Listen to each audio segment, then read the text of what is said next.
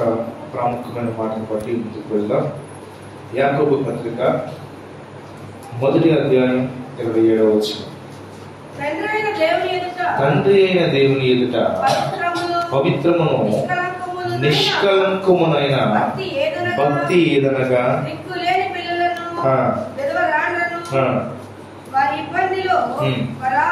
పరామర్శించుటయు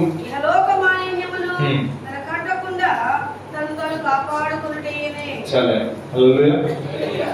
యాకోబు తన పత్రికలో ఒక శ్రేష్టతను రాస్తూ దానిలో ఒక మాటను సెలవిస్తున్న మాట ఏంటంటే, తండ్రి అయిన దేవుని ఎదుట పవిత్రమును నిష్కలంకమునైన భక్తి ఏదనగా.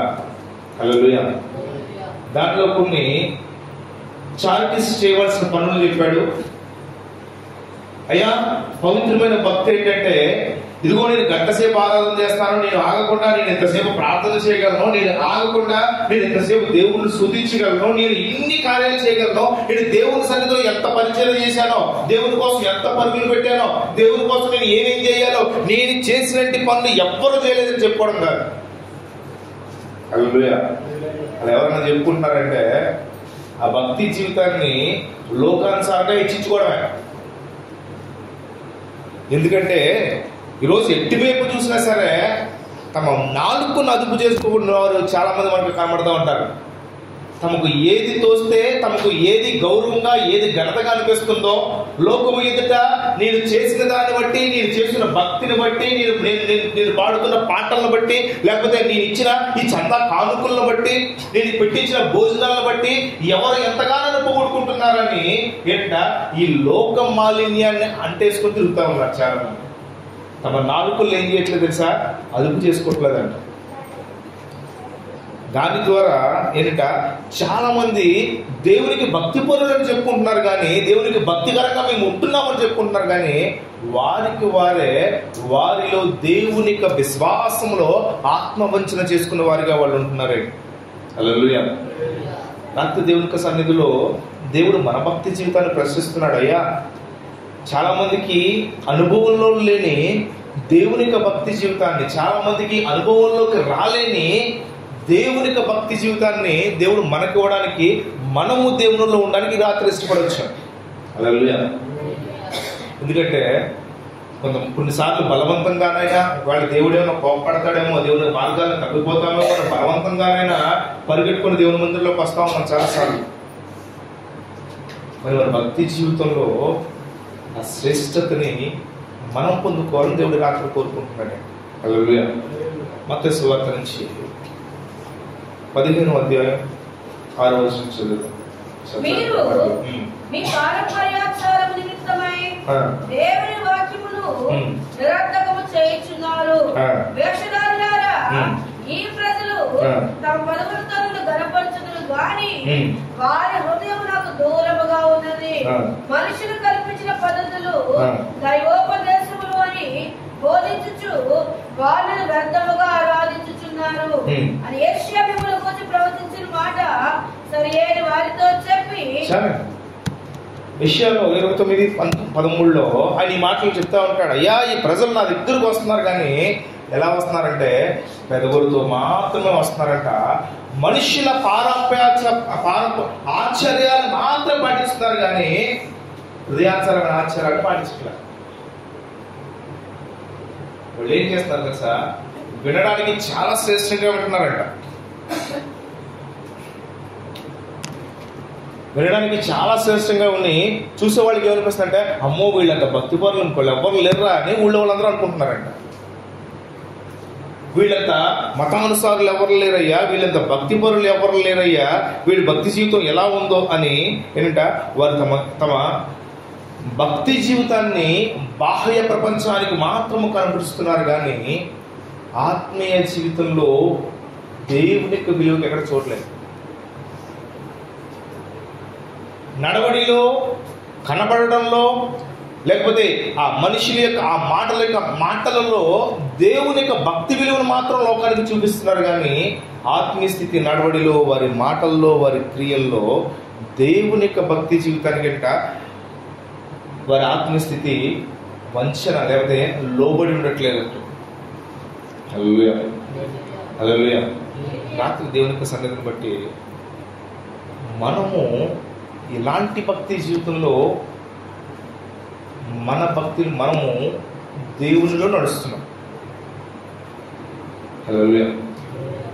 యెషయా గ్రంథం నుంచి 58వ అధ్యాయం 1-2 వచనాలు చదువు. రక్షింపలేక ఉండునట్లు యెహోవా హస్తము కొరచగా లేదు, వినలేక ఉండినట్లు ఆయన చెవులు మందము కాలేదు. మీ దోషములు మీకును మీ దేవునికి అడ్డముగా వచ్చెను, మీ పాపములు ఆయన ముఖములు మీకు మరుగుపరచెను.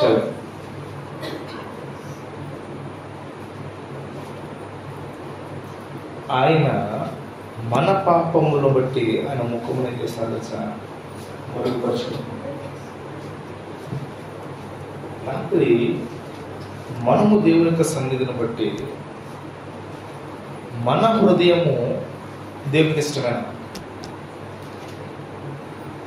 ఇర్మియా 17:9 అని అంటాడు, హృదయం చాలా మోసం.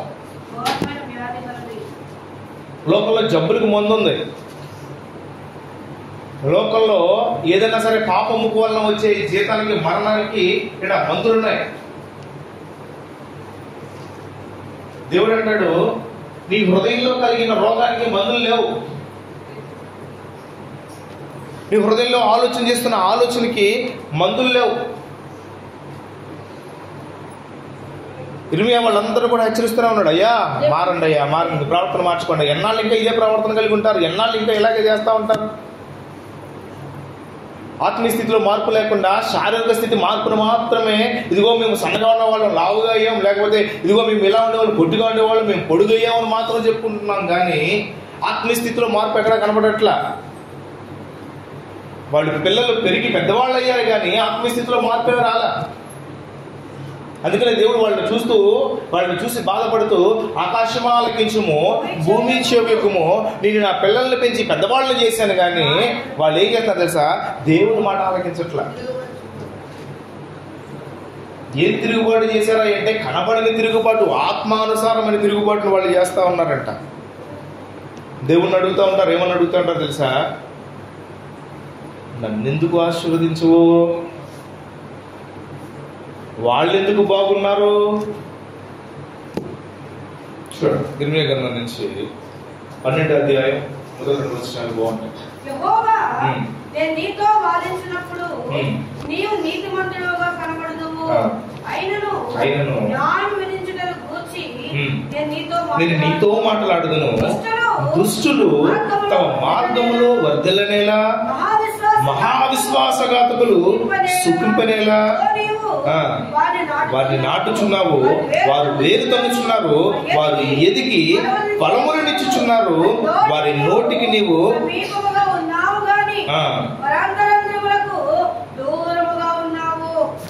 చూడండి.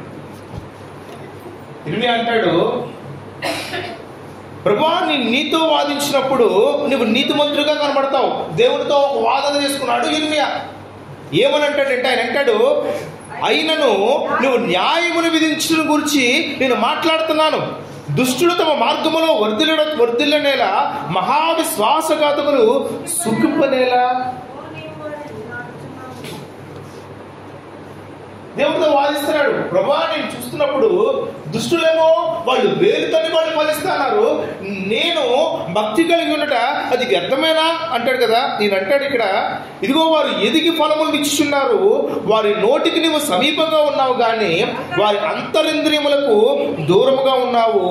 యెహోవా నీవు నన్నెరిగి ఉన్నావు, నన్ను చూచుచున్నావు, నా హృదయము ఎట్లున్నది నీవు నన్ను శోధించుచున్నావు. అని బాధపడుతూ అడుగుతాడు. భక్తిహీనులైన వాళ్ళు చాలా బాగున్నారు కదా,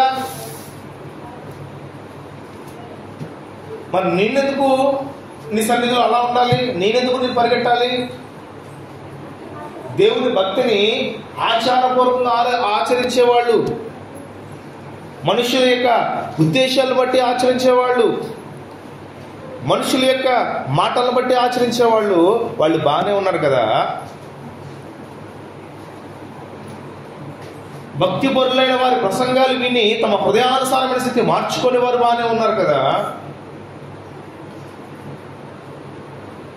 వారి అంతరింద్రములకు నువ్వు దూరంగా ఉన్నావు, కానీ వారు ఎందుకు ఫలిస్తున్నారు, నేను నీతో వేషమాడనా అంటాడు ఇర్మియా. హల్లెలూయా, హల్లెలూయా. రాత్రి మన ఆత్మీయ పరిస్థితి కూడా చాలాసార్లు అలాగే ఉంటుంది. ఒకరు దేవుని యొక్క మాటను వింటూ ఉండడం వల్ల ఉపయోగం లేదు, కానీ దేవుని యొక్క వాక్కును ఏం చేయాలి తెలుసా, పాటించడం వల్లే దాని విధేయత ప్రారంభం అవుతుంది. హల్లెలూయా. ఇందులో మనం చదువుకున్న యాకోబు పత్రికలోనే ఆ అధ్యాయం 22-24 వచనాలు ఈ మాట రాయబడుతుంది. అంటాడు, మీరు విలువారు మాత్రమే ఉండి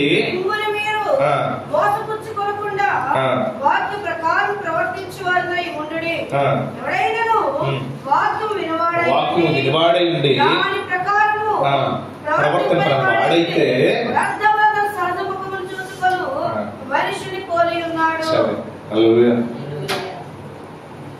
వాక్యం వినివాడు మాత్రమే కాకుండా ఏం చేయాలి తెలుసా, వాక్యానుసారము అనుసరించేవారుగా ఉండాలంట. హల్లెలూయా. ఎందుకంటే మనం ఆదివారం ప్రసంగాల్లో వాక్యం వినాలి వినాలి, వాక్యం వింటే బాగుపడతాం అని చెప్తాం. ఆ వాక్యం వింటే విశ్వాసం వస్తుంది. అయ్యా ఇదిగోండి నాకు విశ్వాసం పెరిగింది కాబట్టి నేను ఈ వాక్యాన్ని వినడం ద్వారా నేను మరలా ఏం చేయాలి అని ఒక ముందడుగు వేయగలిగిన ఆ ఆదివారం ప్రసంగాలు అవి. కానీ ఈ రోజు యొక్క ప్రసంగాలు, లేకపోతే ఈ రోజు రావాల్సిన పరిస్థితి అర్థమైపు అవసరాలు ఏంటంటే మనం ఆత్మీయ జీవితంలో ఒక మెట్టు ఎక్కువ ఉంటుంది. లేదు నేను ఇంకా ఆదివారం క్రైస్తవుడిగానే ఉంటానంటే అలా ఉండడానికి చాలా మంది ఎక్కువ ఇష్టపడతారు. వాక్యం ఏం తెలుసా, మీ వాక్యం విన్నా కదా, లేకపోతే వాక్యం వినకపోయినా పర్లేదు కదా అనుకుంటున్నారు. ఒక వ్యక్తి దేవునికి వాక్కును వినడం మాత్రమే కాదు, కానీ వాక్కును విని దాని ప్రకారం పాటించడం ద్వారా మాత్రమే ఆ వ్యక్తికి తగిన ప్రతిఫలం లభిస్తుంది. హల్లెలూయా. యాకోబు భక్తుడు అదే సెలవిస్తున్నాడు. దేవునికి సన్నిధి రాత్రి మనతో కూడా అదే సెలవిస్తున్నాడు. యేసుక్రీస్తు ప్రభు వారు ఇద్దరు కుమారుల గురించి చెప్తూ ఒక ప్రశ్న వేస్తాడు. దాంట్లో ప్రశ్న చూద్దాం మనం కూడా. మత్తయి సువార్త 21వ అధ్యాయం 28వ వచనం నుంచి యేసుక్రీస్తు ప్రభు అడుగుతాడు. 21 ఒక మనుష్యునికి ఇద్దరు కొడుకులు ఉన్నారు. మొదటి దగ్గరికి వెళ్ళి, ఆ కొడుక వెళ్ళి చెప్తే వాడు నేను వెళ్ళను అని చెప్పి వెళ్ళాడు. ఇంకొకరి దగ్గరికి వెళ్ళాడు. అతని దగ్గరికి వెళ్ళి అడుగుతున్నాడు, నాన్న ఈరోజు ద్రాక్ష తోటలకు పనికెళ్ళరా అంటే వాడేమన్నాడు తెలుసా, నేను వెళ్తాను అన్నాడు. వెళ్ళా. ఇప్పుడు దేవుడు ప్రశ్నిస్తూ, యేసుక్రీస్తు ప్రభు ప్రశ్నిస్తూ, ఇద్దరిలో ఎవరు తండ్రి ఇష్ట ప్రకారం చేసినవాడు? ఏమండి, రాత్రి కొన్ని విషయాలు మాట్లాడుకున్నాం మనం. మరి చేద్దాం అనుకున్నారో చేయరనుకున్నారో, నేనే ఎందుకు చేయాలనుకున్నారో, నాకే ఎందుకు చెప్తున్నారు అనుకున్నారో చాలా మంది అంటారు. రాత్రి చెప్పింది విన్నారా? మనకు విన్నకన్నా ఊసులు ఎక్కువ ఉంటాయి మధ్యన ఏంటో.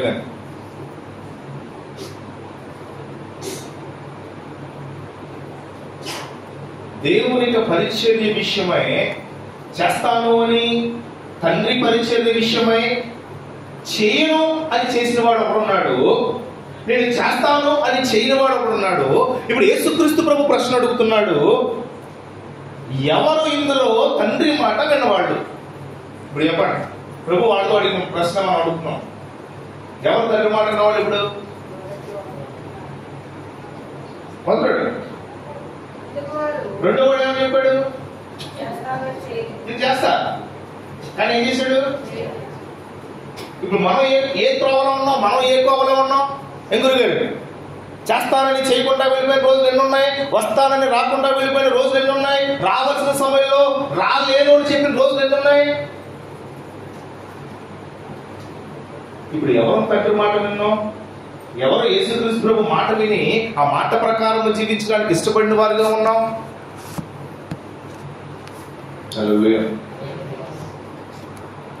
వాటిని బట్టి రాత్రి మన ఆత్మీయ జీవితాన్ని పరిశీలించుకుంది. మొదటి వ్యక్తి నేను చెయ్యను అని చెప్పాడు, చాలా ఖచ్చితంగా చెప్పాడు. కానీ మనసు మార్చుకున్నాడండి. నా తండ్రి ఇంటిలో పని చేస్తే ఆ ప్రతిఫలం నాకే కదా. నా దేవుని దగ్గర దేవుని కోసం పనిచేస్తే ఇదిగో ఆ దేవుని దగ్గర నుంచి వచ్చే ప్రతిఫలం నేను పొందుకుంటాను కదా. ఎవరికో ఎందుకు నేను ఒకవేళ మనం అనుకుంటాం, మనం చేయలేని అనుకున్న పనిని చాలా మంది చేసే వాళ్ళుగా ఉన్నారు. ఈరోజు నేను సాధించలేని అనుకున్న దాన్ని చాలా మంది సాధించి చూపిస్తున్నారండి. కాదు అసాధ్యం, అందరికి సాధ్యమే.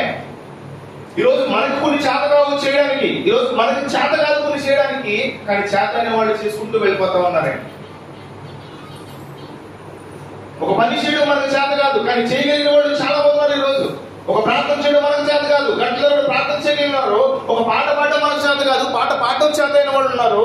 అలాగే ఒక పని ఓడడానికి, ఒక టీ పెట్టడానికి, లేకపోతే ఏదైనా దేవుని పని చేయడానికి మన మనసు నడుమల్సిన వాళ్ళు ఉన్నారు. ఆ నడుమంచి చేసిన వాళ్ళు ఆశీర్వాదకరంగా చాలా మంది ఉన్నారు. అంటే పైకి కనబడని భక్తిని చేసిన జీవితాలు ఏంటంట, వారు పైకి వినుమాత్రం ఉన్నారు కానీ ఆ వాక్యాన్ని కానీ ఆ దేవునికి పనిని కానీ దేవునికి సహవాసాన్ని కానీ కలిగి ఉన్న విధేయత లేని వారుగా ఉన్నారంట. దేవుడు చాలా స్పష్టంగా చెప్తాడండి. ప్రభు బైబిల్లో కూడా చాలా స్పష్టంగా మానవుని యొక్క భక్తిహీనత, మానవునిలో ఉన్న దేవుని అభ్యుదయత గురించి చాలా చక్కగా బైబిల్లో ప్రతి రోజు కూడా మనతో మాట్లాడుతూ ఉంటది. కానీ మనకి అలాంటి వాక్యాలు వింటే చెవులకు దొరద. ప్రతిసారి ఆమెనంటే ప్రతి మాటకి నువ్వు దీవించబడతావు, ఆమెనంటే 7 మాటలు అంటారు. ఇదిగో నువ్వు ఆశీర్వాదకరంగా ఉంటావు, నీ ఇంట్లో రోగాలన్నీ పోతాయి, ఆమెనంటే 7 సార్లు అంటారు. అంటారా? వచ్చే ప్రసంగాలు అలాగే ఉంటాయి. మీరు బయట నుంచి ఎవరన్నా ఒకరు తీసుకొచ్చి మాట్లాడంటే ఏం చెప్తారు తెలుసా? ఇదిగో నీ గంప దీపబడుతుంది, ఇదిగో నీ పిండి పిసుకు, నీ తొట్టి దీపబడుతుంది అంటే ఆమె 7 సార్లు చెప్పండి ఆమె. పనికి మారిన జీవితాలు అయిపోతాయి. దేవునికి సన్నిధి సేవ చేయకపోతే, దేవునికి సన్నిధిలో ఉండలేకపోతే మీ ఆత్మీయ జీవితాలు నాశనం అయిపోతాయా? ఇలాంటి దానికి సామెత చెప్పడం అంటే ఎవరు చెప్పడం? ఎందుకు? మమ్మల్ని తిట్టే మాస్టర్ గారు వచ్చారు, మమ్మల్ని ఇలాగనే మాస్టర్ గారు వచ్చారు.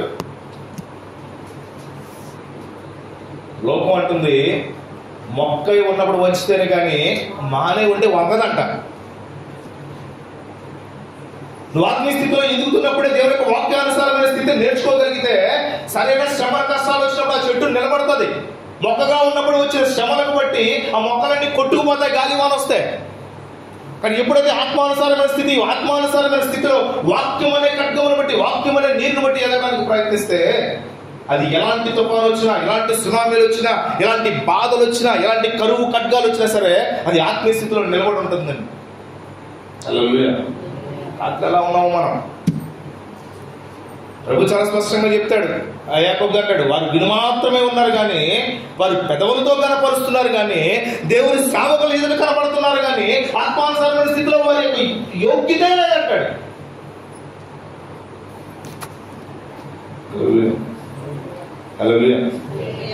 రాత్రి దేవునికి సన్నిధిని బట్టి దేవుడు అంటాడు కదా. అసలు నిజమైన భక్తి జీవితం ఏంటయ్యా అంటే చివరిగా చెప్తూ,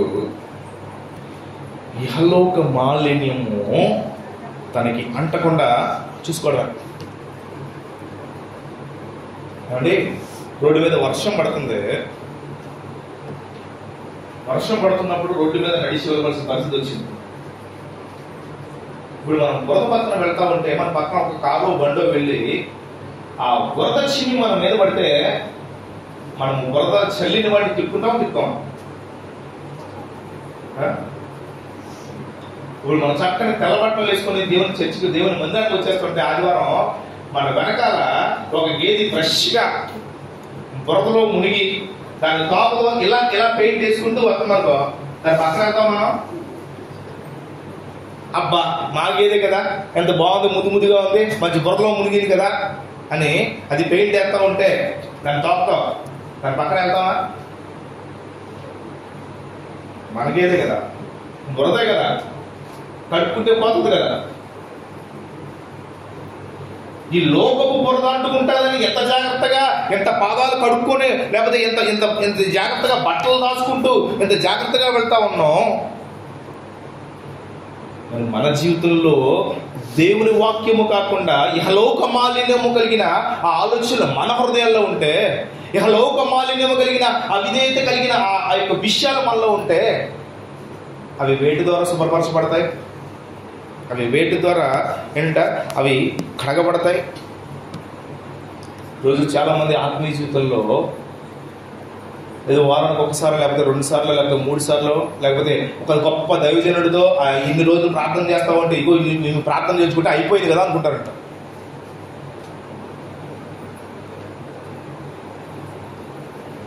కానీ మన ఆత్మీయ జీవితంలో ఎప్పుడైతే లోక విషయమును బట్టి కాక దేవుని యొక్క విషయమును బట్టి అనట మనం మన ఆత్మీయ జీవితాన్ని సరి చేసుకుంటూ ఉండాలి ప్రతిరోజు.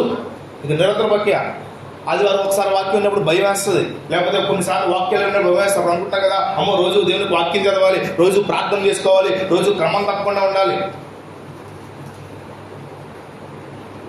బంగారం కూడా అది పాతకి వెళ్ళిపోతే దానికి మెరుగించుకుని మరి వాడుకుంటారు.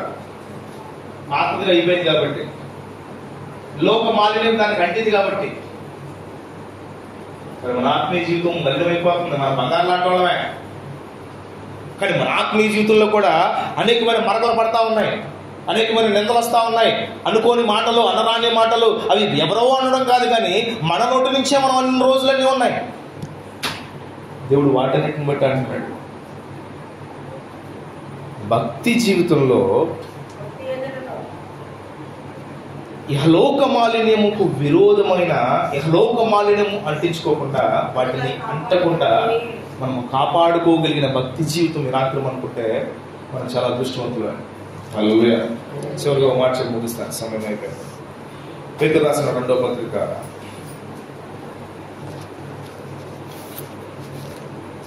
2వ అధ్యాయం 20వ వచనం నుంచి. అయిన వారు ప్రభువును రక్షకుడును అయిన యేసుక్రీస్తు విషయమైన అనుభవ జ్ఞానము చేత ఈ లోక మాలిన్యములను తప్పించుకొనిన తరువాత మరలా వాటిలో చిక్కుబడి చేయబడిన ఎడల వారి కడవరి స్థితి మొదటి స్థితి కంటే మరీ చెడ్డలగును. ఏమంటున్నాడు పేతురు గారు? అయ్యా, ప్రభువును రక్షకుడుగైన యేసుక్రీస్తు విషయమైన అనుభవ జ్ఞానము చేత ఈ లోక మాలిన్యము తప్పించుకున్న తర్వాత మరలా వాటి దగ్గరికి వెళ్ళిపోతే, ఫస్ట్ అంట 7 దెయ్యాలు పట్టినాయి. ఏది ఒక దెయ్యం పట్టింది. దెయ్యం పట్టిన తర్వాత యేసుక్రీస్తు ప్రభు అంటాడు దెయ్యాలు విడిపించేశారట. ఇప్పుడు ఆ ఇల్లు ఎప్పుడైతే ఆ దెయ్యం పట్టిన వ్యక్తి ఖాళీగా ఉందో మరలా ఒక దెయ్యం వచ్చి ప్రారంభిస్తుంటే మరలా దానికి లోబడితే ఇప్పుడు 1 కాదు 2 వచ్చినాయి తెలుసా? ఆ ఇల్లు శుభ్రంగా ఉండడం చేత 7 వచ్చినాయి అంట.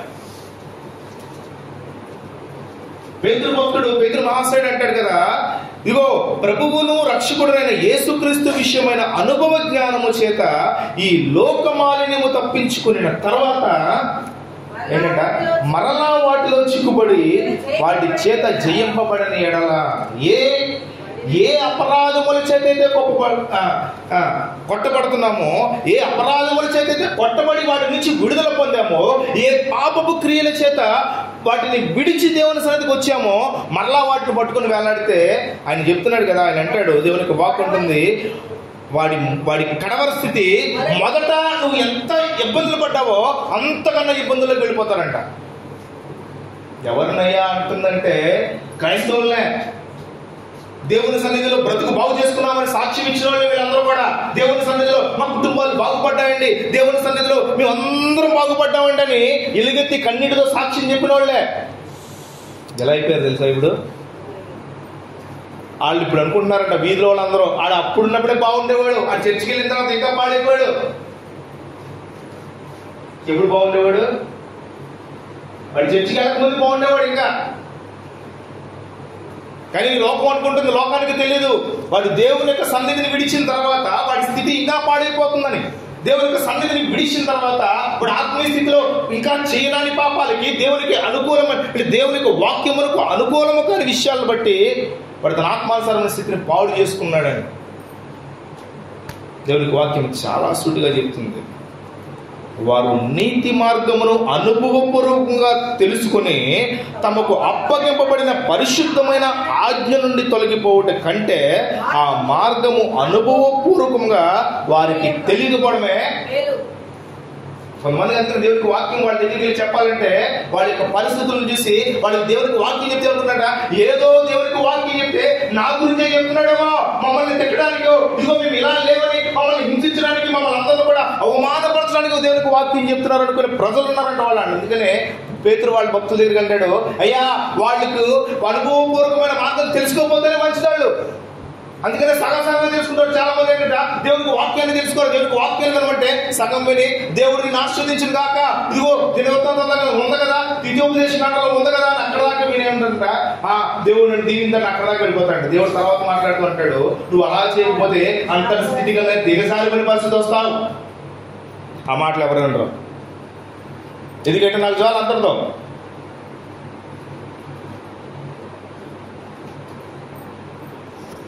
రాత్రి దేవుడు ఆత్మ విషయంలో ఆయన చెబుతున్న ఆ వాక్య విషయం ఏంటంటే, నిజమైన భక్తి మాన్యత ఏంటంటే ఈ లోక మాలిన్యం అంటకుండా మన ఆత్మస్థితిని కాపాడుకోవడం. రాత్రి మనకు తెలుసు, మనం ఎవరు కూడా చిన్నపిల్లం కాదు.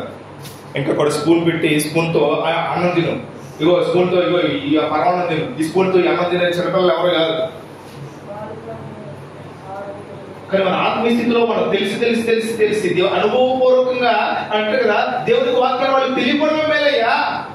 దేవుడికి వాక్యం వాళ్ళకి చెవిటి ముందు శంఖం వదిలేంటే అనుభవపూర్వకంగా దేవుని స్థితి తెలుసుకోకపోతే అంటే కదా వారి కడమర స్థితి మొదటి స్థితి కంటే మరీ చెడ్డదగును. వారి నీతి మార్గమును అనుభవపూర్వకంగా తెలుసుకున్న వారే తమకు అప్పగింపబడిన పరిశుద్ధమైన ఆజ్ఞ నుండి తొలగిపోవట కంటే ఆ మార్గమును అనుభవపూర్వకంగా తెలియకుండా మేలు. అందుకని కొంతమంది వాక్యం వినడానికి అనేకమైన నొప్పులు. ఆన్లైన్లో విన్నాం కదా, అంటే నిజంగా ఆన్లైన్లో వాక్యం విన్నప్పుడు మందిరంలో కూర్చున్న భక్తి శ్రద్ధలు ఆన్లైన్లో కూర్చున్నప్పుడు ఒక్కనంటే ఇప్పుడు చాలామంది ఆన్లైన్కి చాలామంది అలవాటు పడుతున్నారు. మేము ముందు దానికి రాకపోయినా సరే దేవునికి మా ఇంట్లో కూర్చొని ఆన్లైన్లో వాక్యం అంటున్నారు. ఏం చేయక ఆన్లైన్లో పక్కన వాక్యం వింటారు, ఓ పక్కన టీవీ నడుస్తూ ఉంటుంది, ఓ పక్కన కుక్కర్లో అన్నం నడుస్తూ ఉంటుంది, ఓ పక్కన అవి నడుస్తూ ఉంటాయి, ఈ నడుస్తూ ఉంటాయి, ఓ పక్కన పక్కింట్లో వాళ్ళు అయ్యా పాలు వచ్చినాయి, నీళ్ళు వచ్చినాయి, కూరగాయలు వచ్చినాయి అంటే వస్తున్నాడు. అందరూ ఆన్లైన్ వాక్యం వినేవాళ్ళే. నువ్వు చాలా చక్కగా చెప్తూ పౌలు అలాగే పేతురు ద్వారా పెట్టాడు, వారు ప్రభువును రక్షకుడైన యేసుక్రీస్తు విషయమైన అనుభవ జ్ఞానము చేత జాగ్రత్తగా ఒక్క మాట, యేసుక్రీస్తు ప్రభు విషయమైన అనుభవ జ్ఞానము చేత జాగ్రత్త, దట్ ఈస్ ద ఎక్స్పీరియన్స్. దేవుని యొక్క మందసములో దేవుని యొక్క మందిరంలో అనుభవం కావాలి. అతను వచ్చిన ప్రార్థన ఇవ్వండి, అతను వచ్చిన వాళ్ళకి ఇంకో ఈరోజు బాగా సంవత్సరాల నుంచి వచ్చిన వాళ్ళకి ప్రార్థన ఇచ్చినా సరే మొదటి ప్రార్థనే. ఈ ప్రాంతంలోనే ఆశీర్వాదానికి వెళ్ళిపోతారు. దేని గురించి ప్రార్థన చేయమన్నారో దాని గురించి చేయరు, సబ్జెక్టే తెలియదు అసలు. ఒకడు చావు దగ్గరికి వచ్చి ప్రార్థన చేయాలంటే వాళ్ళ ఇంట్లో పెళ్లి జరుగుతుంది, బాగా జరగాలని ప్రార్థన చేశాడంట. పెళ్లి దగ్గరికి వచ్చి ప్రార్థన చేయాలంటే వాళ్ళ ఇంట్లో ఒక మరణం జరిగిందయ్యా, మరణాన్ని కూడా తప్పించేయాలని పెళ్లిలో ప్రార్థన చేస్తా ఉన్నాడు అక్కడ. ఏ అనుభవ జ్ఞానం ఇది? ఏ పాస్టర్ గారు చెప్పే వాక్యాన్ని వింటున్నావు? నీ పాస్టర్ గారు లేకపోతే నీ సంఘం నేను ఎలా నడిపిస్తుంది?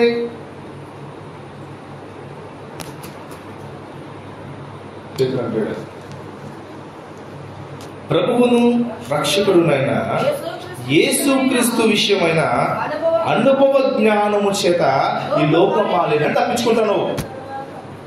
దేవుని వాక్యం అనే అనుభవ జ్ఞానం నీ దగ్గర ఉంటే, దేవుని వాక్యం అనే భయం మన దగ్గర ఉంటే, దేవుని వాక్యం అనే దేవుని సంఘం అనే భయం మన దగ్గర ఉంటే, వాటిని బట్టి లోకం మాలిన్యాన్ని తప్పించుకుంటామంట.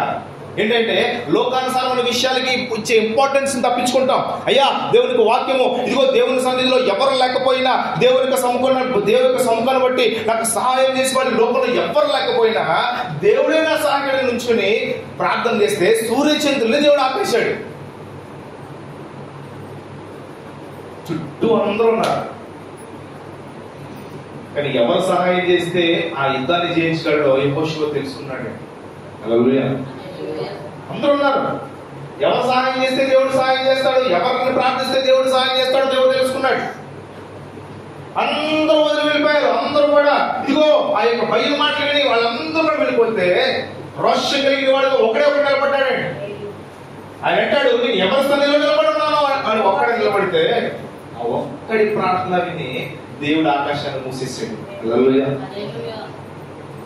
విలువైన అనుభవ జ్ఞానం ఎక్కడికి పోతుందో మన దగ్గర అంటే, ఇదిగో కష్టం వచ్చిందా ఆ దేవుడు ఏం చేస్తాడులేండి.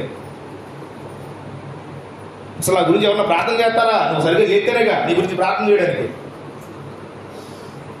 ఏమండి, మనం నలిగిపోతున్నాం అనే విషయం మనకి ఎప్పుడు, ఇతర వ్యక్తులకు ఎప్పుడు తెలుస్తుంది?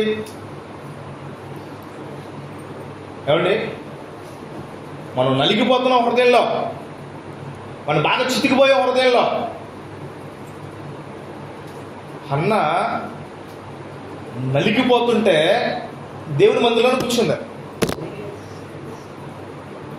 ఏలి చూసినప్పుడు అనుకున్నాడు, అయ్యి ఎందుకు ఇలా అయిపోతుంది అని అనుకుని మత్తురాలుగా ఉన్నాం, ఏమో తాగేసి వచ్చావు మందిరానికి అంటే, లేదు లేదు అలా అన్నమాట. నేను ఎంత మనోదుఖం కలిగిన దానిగా ఉన్నానో, నేను ఎంత బాధ కలిగి ఉన్నానో అని అంటే, వెంటనే ఆయన అన్న మాట ఏంటి తెలుసా? దేవుడు నేను దీవిస్తాడు, దేవుడి సంవత్సరానికి మరుసటి నీకు కొడుకునిస్తాడు. వెంటనే దేవునికి మాకు వచ్చేసింది అక్కడ. ఆవిడ కలిగి ఉన్న హృదయానుసరమైన పరిస్థితిని బట్టి ఈరోజు ఏ క్రియలు నువ్వు దేవుని మందిరంలో చేయగలుగుతున్నావో అదే క్రియల యొక్క ఆశీర్వాదం మన దగ్గరకు వస్తుంది. ఆ క్రియలు చేయలేని వారిగా మనం ఉంటే, ఆ దేవుని యొక్క క్రియల్లో దేవుని యొక్క వాక్యాన్ని పట్టించుకోలేని వారిగా, దేవుని యొక్క వాక్యం మన దగ్గరకు వచ్చినా సరే కాళ్ళతో తండ్రి వెళ్ళిపోయిన వారిగా మనం ఉన్నామండి. మనం అనుకోవట్లేదు, కానీ నేనేం పాపం చేస్తున్నానంటే దేవునికి వాక్యం సరిగ్గా వెళ్ళలేని వాడిగా నేను ఉంటే, దేవునికి వాక్య ప్రకారం జీవించలేని వాడు అంటాడు కదా, అద్దంలో నువ్వు సహజ ముఖాన్ని, నీ ముఖంలో మచ్చలే ఉన్నాయో అద్దం చూసుకుంటే చెప్తుంది. నీ ముఖంలో ఏ తేడా ఉందో, కళ్ళు నల్లగా ఉన్నాయో లేకపోతే తల తెల్లగా ఉందో, నీ ముఖంలో మచ్చలే ఉన్నాయో అద్దం సరిగ్గా చూసుకుంటే చెప్తుంది. ఏం అర్థం అంటే వాక్యం అనే అర్థం నీ దగ్గర ఉండాలి. హల్లెలూయా. హల్లెలూయా. పర్లేదండి, మా ఊళ్ళో బోర్డు అద్దాలు ఉన్నాయి, మంగళ షాపులో అద్దాలు ఎట్లా ఉంటుందో తెలుసా? అది మన మచ్చలు లేకపోయినా సరే అందంగా కనబడుతుంది. కాస్ట్లీ అద్దాలు కదండి కూడా. ఈరోజు కాస్ట్లీ పాస్టర్ గారు వస్తూ ఉంటారు అందరూ. వాళ్ళ దగ్గర ఆశీర్వాదం తీసుకుంటే చాలు, వాళ్ళ దగ్గరికి వెళ్ళి ఉంచుంటే చాలు, ఏది ఎక్కలేక చాలు కదా. హల్లెలూయా. పెద్ద పాస్టర్ గారితో నేను ప్రార్థన చేయించుకున్నానండి. తప్పులని పోతాయా? రోజు ఇష్టానుసారంగా మాట్లాడేసి, ఇష్టానుసారంగా ఫోన్ చూసి, ఇష్టానుసారంగా చేసేసి పెద్ద పాస్టర్ గారి దగ్గర ఇదిగో లేకపోతే రేపు వద్దు 20 రోజులు పాస్టర్ గారు, 20 రోజులు ఉపాధ్యాయ పాస్టర్ గారి దగ్గరికి మనం ప్రార్థన చేసుకున్నాం అనుకో, ఇన్ని రోజులు రాకుండా, ఇన్ని రోజులు కాకుండా, ఇన్ని రోజులు భక్తి చేయకుండా ఒక్క రోజు ప్రార్థన చేసుకుంటే చాలు అనుకున్న భక్తి జీవితాలు చాలా ఉన్నాయి. ఎదురుకొచ్చినట్టు అలా అనుభవ జ్ఞానము చేత ఈ లోక మాలిన్యము తప్పించుకున్న తర్వాత నువ్వు మళ్ళా వాటి వైపు వెళ్తే నీ స్థితి మారిపోదు. అప్పుడు అనుకుంటారు ఊళ్ళో వాళ్ళు, వీడికి తెలుసు ఎందుకు ఇలాంటి స్థితిలోకి వచ్చేసానో అని వీడికి తెలుసు. దేవుడు చాలాసార్లు క్షమిస్తాడు అనుకుంటాం, కానీ ఆ క్షమాపణ ఎన్నిసార్లు కంటే మనం పడిపోయిన ప్రతిసారి దేవుడిని క్షమించమని అడుగుతా ఉన్నాం. కానీ ఆ క్షమాపణకు కూడా చిరాకు వస్తుందండి, వీడు ఇలాంటోడని. రాత్రి దేవుని యొక్క సన్నిధిని బట్టి ఈ లోకం మాలిన్యంలో మన బ్రతుకులు ఎలా ఉన్నాయో, ఈ లోకం మాలిన్యంలో మన ఆత్మస్థితి, మన శారీరక స్థితి, మన బలహీనత, మన బలం, మన యోగ్యత, మనము దేవుని భక్తిలో కలిగిన అనుభవ జ్ఞానం, దేవుని సహవాసంలో మనం వేసుకున్న పునాదులు, దేవుని సన్నిధిలో మనం చేసిన పరిచర్య, దేవుని సహవాసంలో మనకు కలిగిన విలువ, దేవుడు వీటన్నిటిని అనుభవ జ్ఞానంతో గుర్తు చేసుకోమంటున్నాడు. అంత దేవునికి సన్నదిని బట్టి దేవుడు మనతో హెచ్చరిస్తున్న మాట అంటే, నిజమైన భక్తి ఏదంటే ఈ లోక మాలిన్యము అంటించకుండా, ఈ లోక మాలిన్యమునకు లోబడకుండా దేవుని యొక్క వాక్యమును హృదయానుసారంగా అంగీకరించడమే, దేవుని యొక్క వాక్యమును హృదయానుసారంగా దేవుని యొక్క వాక్యమునకు లోబడి ఆ వాక్య ప్రకారం జీవించడమే అది నిజమైన భక్తి జీవితానికి దారితీస్తుంది. రాత్రి దేవుని యొక్క సన్నిధిని బట్టి 3 రోజులు ఇంకా మనం ఒక 3 రోజులు మందుల్లో ఉంటాం. ఏదేమన్నప్పటికీ